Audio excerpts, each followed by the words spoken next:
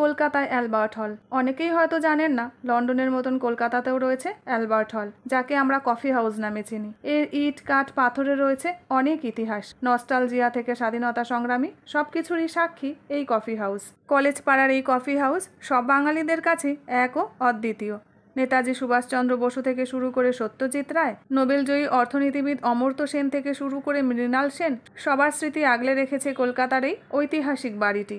বাঙালি আর আড্ডা এই দুটো মনে হয় সমার্থক শব্দ। আর বাঙালিদের ডেফিনেশন কি সে তো মনে হয় আমরা সবাই জানি।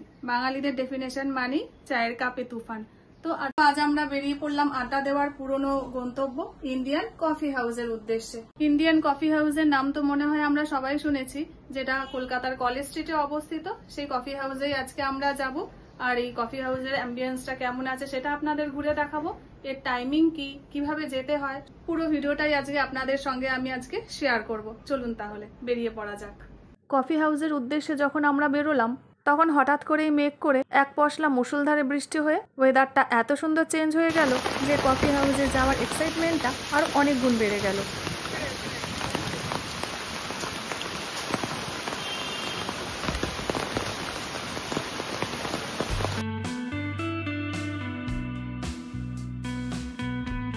नेताजी कूदघाट इलाके के लिए प्लेटफॉर्म बाईं तरफ।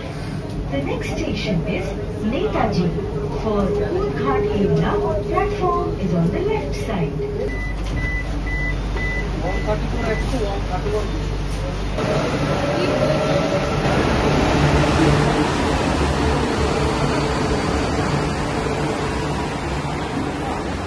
কফি হাউসে যাওয়ার জন্য আপনারা যদি ট্রেনে করে আসেন তাহলে শিয়ালদায় নেমে কলেজ স্ট্রিট চারমাথার মোড় থেকে সোজা হেঁটে বাদিকেই পড়বে ইন্ডিয়ান কফি হাউস। আর যদি আপনারা মেট্রো করে আসেন তাহলে নামতে হবে সেন্ট্রাল মেট্রো স্টেশনে। সেখান থেকে 5 মিনিট হাঁটলেই পৌঁছে যাবেন ইন্ডিয়ান কফি হাউসে, আদি মোহিনীমোহন কাঞ্জিলালের ঠিক অপোজিটে।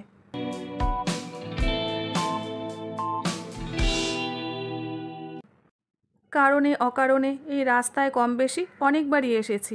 এই রাস্তা দিয়ে আস্তে আস্তেই নতুন পুরনো বইয়ের গন্ধ নিজেদের স্কুল কলেজের কথা মনে করিয়ে দিতে বাধ্য। ইন্ডিয়ান কফি হাউস কলেজ স্ট্রিটের ল্যান্ডমার্ক, আর আলাদা করে চেনাতে হবে না। সময়টা যেন এখানেই থমকে গেছে। পুরো ব্যাপারটার মধ্যেই সাবেককালের ছোঁয়া। ওই রকম ঘোরানো সিঁড়ি, দারুণ একটা ব্যাপার।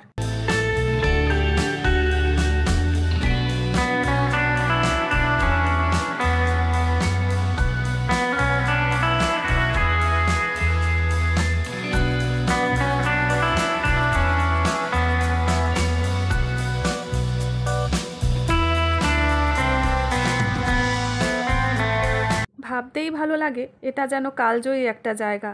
একদিকে যেমন প্রবীণরা বসে, তেমনি স্টুডেন্টদেরও ভিড় কিন্তু কম নয়। পুরনো কলকাতা যেন এখানে উপচে পড়েছে। 3টে কিংবা 4টে টেবিল ছাড়া সবকটা টেবিলই কিন্তু ভর্তি। আধুনিকতা এখানে প্রভাব বিস্তার করতে পারেনি। লম্বা ঝোলানো ফ্যান আর সাদা পোশাকের ওয়েটার। এখানে এসি নেই, সুন্দর করে সাজানো গোছানো নেই, তবুও এসব কিন্তু চোখে পড়ছে না। কারণ এসব চেয়ারগুলোরই কোনোটাতে বসে হয়তো মৃণাল সেন, ঋত্বিক ঘটক কোনো নতুন সিনেমার গল্প ভেবেছেন, সত্যজিৎ রায় ফেলুদার গল্প লিখেছেন।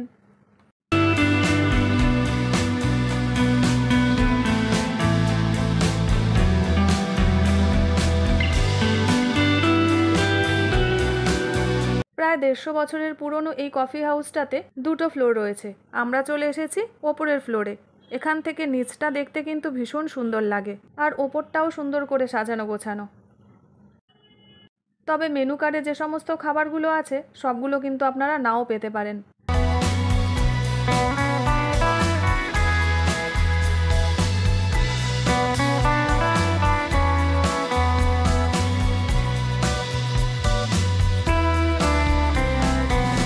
কফি হাউসের আরেকটা জিনিস দেখাই আপনাদের, এই যে চামচ।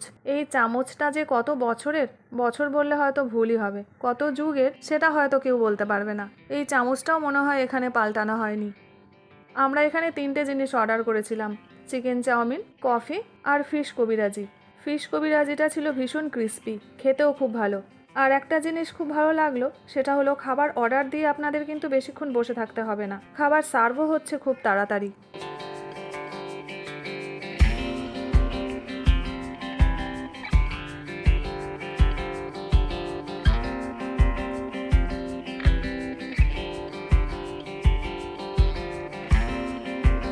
আড্ডা দেওয়ার একটা অন্যতম জায়গা হলো এই কফি হাউস, বাঙালির ইমোশন।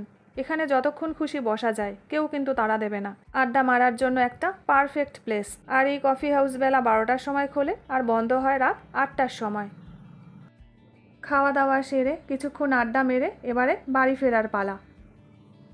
কলেজ স্ট্রিট গেলে আমরা একবার কফি হাউস ঘুরে আসি, তাই যারা যাননি তাদের বলবো একবার কফি হাউসটা ঘুরে আসার জন্য। ফ্যান্সি রেস্টুরেন্ট, ক্যাফে এগুলোতে তো আমরা বারবার যাই, তবে এই কফি হাউস হলো আমাদের আবেগ, আমাদের কলকাতার একটা অন্যতম ঐতিহ্য।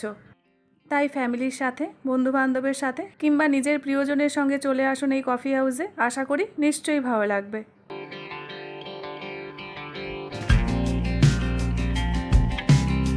আজকের এই কফি হাউসের ভিডিওটা যদি আপনাদের ভালো লেগে থাকে কমেন্ট সেকশানে আমাকে জানাতে কিন্তু ভুলবেন না।